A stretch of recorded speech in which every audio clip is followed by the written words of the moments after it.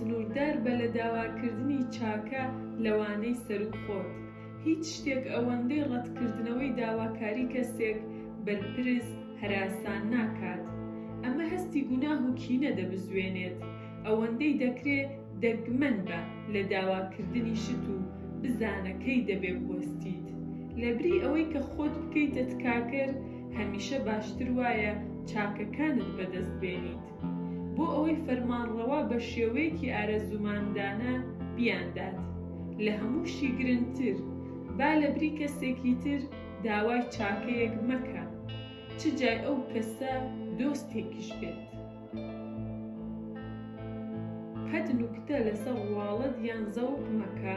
ژیرێکی زیندوو یا گوتارێکی گاڵتەوگە لە تایبەتمەندیە جەوهەریەکانن بۆ دەربارێکی باش و کات هەندیایاندا بێتامبوون و ڕەشۆکی بوون گونجاو و کاریگەرە. بەڵام خۆت لە هەر جۆرە نوکتەیەک لەبارەی ڕواڵەتەکان و زەوق ببوێرە. ئەمانە دوو بواری زۆر هەستیارن، بە تایبەت بۆ ئەوانەی سەر و خۆت. تەنانەت تاقیشیان مەکەرەوە کاتێک لێیانەوە دووریت. ئەگەر وا بکەیت ئەوە گۆڕی خۆت هەڵدەکەنیت. مەبە بە بەدگومانێکی دەربار سەرسامی خۆت بۆ کاری باشی ئەوانی تر دەربڕا. ئەگەر بە بەردەوامی ڕخنە لە هاوتاکانت یا ئەوانەی خوار خۆت بگریت، ئەوە بەشێک لەو ڕخنەیە بەرخۆت دەکەوێتەوە. وەکو هەورێکی ڕەش بەسەر سەرتەوە دەبێت بۆ هەر کوێیەک بچیت. خەڵکی لە بەرامبەر هەر توانجێکی بەدگومانانە مڕ دەبنەوە و تۆ هەراسانیان دەکەیت. بە دەربڕینی خاکیترین سەرسامی بۆ دەستکەوتەکانی خەڵکی تر، تۆ بە شێوەیەکی ناکۆک ئاسا سەرنجیان بەلای خۆتدا ڕادەکێشیت. توانای دەربڕینی سەرسامی وەها دیاربوون کە مەبەستە بەهرەیەکی دەگمەن و ڕوو لە مردنە، بەڵام هێشتا بەرز دەنرخێنرێت. خۆبین بە ئاوێنە داهێنانێکی بێوێنەیە. بەبێ ئاوێنە تۆ گوناهی گەورەت لە دژی جوانی و ئەتەکیەت ئەنجام دەدان. تۆ بە هەمان شێوە بۆ کردارەکانت پێویستت بە ئاوێنە هەیە. دەشێ ئەمە هەندێجار لە خەڵکی ترەوە بێت کە پێت دەڵێن چی لە تۆدا دەبینن، بەڵام ئەمە جێمتمانەترین مێتۆد نییە. دەبێت تۆ ئاوێنە بیت، عەقڵت ڕابێنیت بەوەی هەوڵ بدەیت خۆت بەو شێوەیە ببینیت کە ئەوانی تر دەبینن. ئایا تۆ زۆر ماستاوچیانە ڕفتار دەکەیت؟ ئایا سەرسەختانە هەوڵ دەدەیت بۆ ئەوەی بەرامبەر قەناعەت پێبێنیت؟ ئایا زۆر تین و سەرنج ڕاکێشان دیاریت؟ بیرۆکەی ئەوە دەدەیت بەدەستەوە کە بەرەو نەمان دەڕۆیت؟ چاودێری خۆت بە و بەم شێوەیە خۆت لە شاخێک لە هەڵە و کێماسی قوتار دەکەیت. لە هەستەکان تا شارەزا بە، وەکو ئەکتەرێک لە شانۆیەکی گەورەدا دەبێت فێر بیت، لەگەڵ فەرمان پێکردندا و کاتێکیش کە گونجاوە بگریت و پێ بکەنیت. دەبێت بتوانی هەردووکی بکەیت بۆ ئەوەی ڕووپۆشی تووڕەیی و نائومێدیەکەت بکەیت، بۆ ئەوەی بە قەناعەت و ڕازی بنوێنیت. دەبێت تۆ مامۆستای ڕوخساری خۆت بیت. ئەگەر حەز دەکەیت پێی بڵێ درۆکردن، بەڵام ئەگەر پێت باش نییە یاریەکە بکەیت، هەمیشە ڕازگۆ و ڕاشکاو بیت. سکاڵا مەکە کاتێک ئەوانی تر بەلوودبەرز و قێزەون ناوت دەهێنن. لەگەڵ ڕۆحی سەردەمدا بگونجێ. ڕەفتارێکی کەمی سەردەمی ڕابردوو دەشێ کاریگەر بێت. ئەگەر تۆ بۆ ماوەیەکی لانی کەم 20 ساڵ لەمەو پێش هەڵبژێریت، پۆشینی پۆشاکی پێش 10 ساڵ بەڕاستی گەمژانەیە. ئەگەر تۆ ڕۆڵی قۆشمەچی دەربار نەبینیت، دەبێت ڕۆحیەتی تۆ شێوازی بیرکردنەوەت لەگەڵ سەردەمەکەدا بێتەوە.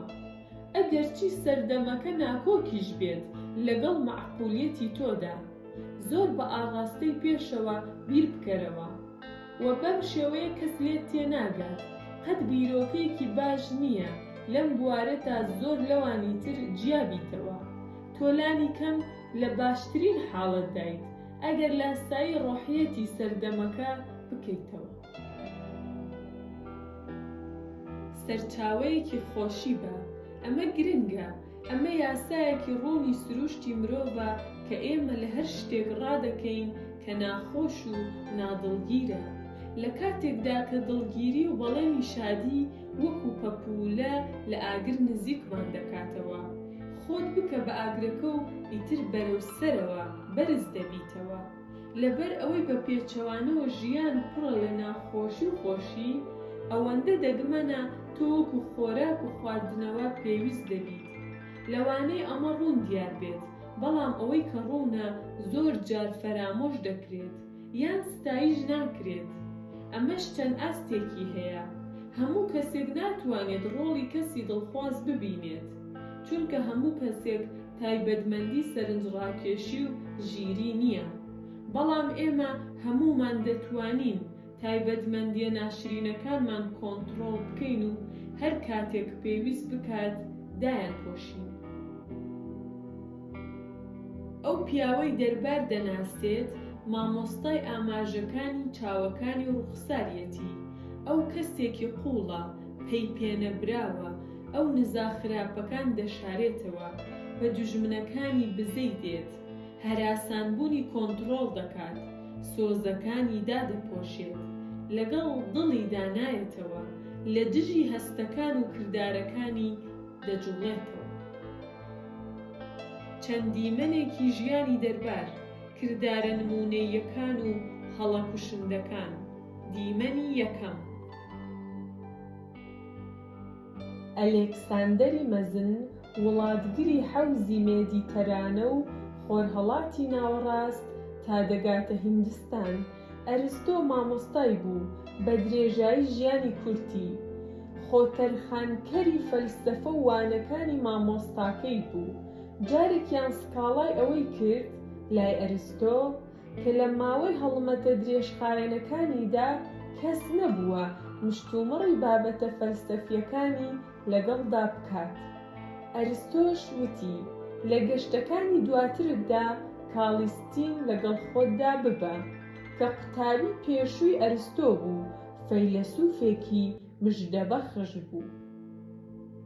ئەرستۆ شارەزایەتیەکانی بوون بە دەرباری بە کالیستین وتبووەوە، بەڵام کابرای گەنج لە ژێرەوە ڕقی لەم شارەزایەتیانە بوو.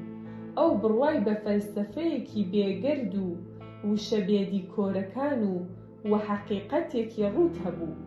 بە بۆچوونی کالیستین ئەگەر ئەلێکساندەر ئەوەندە حەزی لە فێربوون بێت، ئەوە ڕقی لە کەسێک نابێت کە لە عەقڵی خۆیەوە قسە بکات.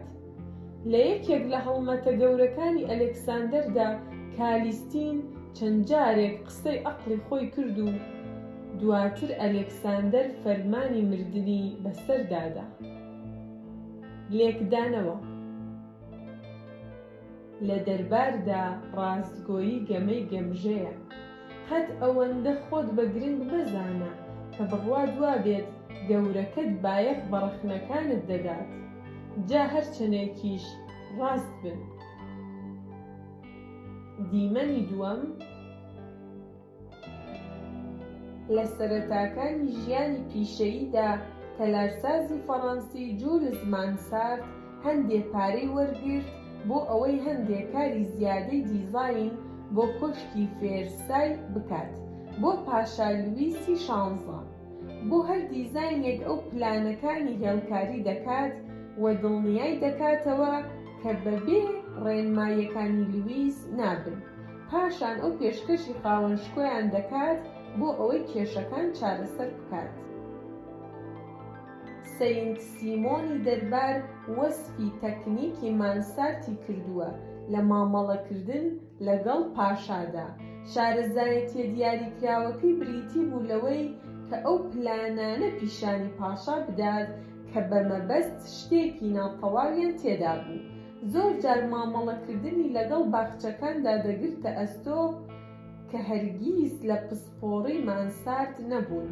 پاشا بەو شێوەیەی کە مانسارد پێشبینی دەکرد کوتومت پەنجەی دەخستە سەر کێشەکە و پێشنیاری ئەوەی دەکرد کە چۆن چارەی بکات. خاڵێک کە تیایدا مانسارد بەسەر سوڵمانەوە بۆ هەمووانی باز دەکرد کە قەت کێشەیەکی نەبینی بووە کە پاشا ئەوەندە لێزانانە دۆزیوێتیەوە و چارەسەری کردووە. ئەو سەرسامی زۆری خۆی دەردەبڕی، دانی بەوە دادەنا کە ئەو تەک پاشادا جگە لە قوتابیەک هیچی تر نییە. لە تەمەنی 30 ساڵیدا پاش چەندان جار بەکارهێنانی ئەم میتۆدانە مانسارد پاداشتێکی شاهانەی سەنگینی وەرگرت. هەرچەندە ئەو بە بەراورد بە دیزاینەرە فەڕەنسیەکانی تر کەمتر بەهرەمەند و بە ئەزموون بوو. بەرپرسیارەتی فراوانکردنی ڤێرسای لە ئەستۆ گرت. ئەو لەو کاتە بەدووە تەلارسازی پاشا بوو. لێکدانەوە کە گەنج بوو، مانسارد ئەوەی بینی بوو کە چەند پیشەگەری شاهانەی خزمەتکاری لویسی 16 پۆستەکانیان لەدەستدا بوو، نەک لەبەر ئەوەی کە بەهرەمەند نەبوون، بەڵکو لەبەر ئەوەی کە هەڵەیەکی کۆمەڵایەتی قورسیان ئەنجامدا بوو. ئەو هەڵەیەی نەکردەوە. مانسارد هەمیشە کۆششی دەکرد تاوا بکات لویس هەستێکی باشتری لەبارەی خۆیەوە هەبێت، تا ئەوەندەی دەکرێت بە ئاشکرا غروری پاشا تێر بکات. هەرگیز وێنای ئەوە مەکە کە شارەزایەتی و بەهرە هەموو شتێکن لە دەرباردا. هونەری دەرباری زۆر گرنگترە لە بەهرەکەت. قەت ئەوەندە کاتێکی زۆر بە توێژینەوەکەتەوە بەسەر مەبە کە لێهاتوویە کۆمەڵایەتیەکانت لەبیر بکەیت. گەورەترین لێهاتوویش توانای ئەوەیە کە وا لە گەورەکەت بکەیت بەهرەمەندتر لەوانەی دەوروبەری دەربکەوێت. جان باپتیست ئیزابی بووە وێنەکێشی ڕەسمی دەرباری ناپۆلیۆن. لە ماوەی کۆنگرەی ڤیەنادا لە 1814دا پاش ئەوەی ناپۆلیۆن شکستی هێنا لە دوورگەی ئێلبادا زیندانی کرابوو. بەشدارانی ئەم کۆبوونەوانە کە بڕیاریان لەسەر چارەنووسی ئەوروپا دەدا، ئیزابیان بانگهێشت کرد تا لە تابلۆیەکی مەزندا ڕووداوە مێژوویەکان بکاتە یادگاریەکی نەمر. کاتێک ئیزابی گەیشتە ڤیەنا، تالیراند دانوستکاری فەڕەنسیەکان سەردانێکی هونەرمەندەکەی کرد. بە لەبەرچاوگرتنی ڕۆڵەکەی لە بەرەو پێشچوونەکاندا دەوڵەتدارەکە ڕوونی کردەوە، چاوەڕێی ئەوەی دەکرد لە تابلۆکەدا سەنتەری ڕووداوەکان بێت، هەموو سەرنجەکان بەلای ئەودا ڕابکێشرێت. ڕوونی کردەوە. ئیزابی بەڕێزەوە ڕازی بوو. چەند ڕۆژێک دواتر دووکی وێلینگتۆن دانوستانکاری سەرەکی ئینگلیزەکان بە هەمان شێوە چووە لای ئیزابی و هەمان شتی وت کە تالیراند وتی. ئیزابی هەمیشە بەڕێز ڕازی بوو بەوەی کە دووکی مەزن لە ڕاستیدا دەبێتە سەنتەری سەرنج. پاش گەڕانەوەی بۆ شوقەکەی، ئیزابی بیری لە تەنگژەکەی کردەوە. ئەگەر ئەو هەر کام لە پیاوەکانی بخستایەتە سەنتەری شانۆیەکە، ئەوە لەوانە بوو درزێکی دیبلۆماسی دروست بکات و هەموو جۆرە کینەیەک بوروژێنێت لەسەر وەختێکدا کە ئاشتی و تەبایی زۆر گرنگ بوون. کاتێک دوجار تابلۆکە پەردەی لەسەر لادرا، هەم تالیراند و هەم وێلینگتۆن هەستیان بە ڕێز و پێزانین کرد و ڕەزامەند بوون. بەرهەمەکە هۆڵێکی گەورەی پیشان دەدا کە پڕە لە دیبلۆمات و سیاسی لە سەرانسەری ئەوروپادا. لەلایەکەوە کە دووکی دێتە ژوورەوە، هەموو چاوەکان لەسەر ئەون. ئەو سەنتەری سەرنجە، وە لە ناوەڕاستی تابلۆکەشدا تالیراند دانیشتووە. لێکدانەوە زۆر جار قورسە گەورەکەت ڕەزامەند بکەیت، بەڵام ڕەزامەندکردنی دوو گەورە لە یەک کاتدا بلیمەتی دەربارێکی مەزنی پێویستە. تەنگژەی وەها لە ژیانی دەربارێکدا زوو پەیدا دەبن. بە سەرنج خستنە سەر یەکێک لە گەورەکانت، ئەوی تر پێی ناخۆش دەبێت. دەبێت تۆ ڕێگەیەک بدۆزیتەوە بۆ دەرچوون لەم دوو کاتە. بە سەلامەتی پێویستە گەورەکانت ئیعتیباری خۆیان بەدەست بهێنن، قەت بە شێوەیەکی ئەنقەست کینەی گەورەیەکت بە دڵخۆشکردنی ئەوی تریان مەوروژێنە. دیمەنی چوارەم، پاپا ئوربانی هەشتەم ویستی لە بەرامبەر شارەزایەتیەکانی لە نووسینی شیعردا یادی بکرێتەوە، بەڵام بەداخەوە لە باشترین حاڵەتدا ئاستێکی مامناوەندی هەبوو. لە 1629 دا دووک فرانسیسکۆ بەزانین لەبارەی خۆدەرخستنە ئەدەبیەکانی پاپا ڤۆلڤۆ تێستی وەکو باڵوێز ناردە ڤاتیکان.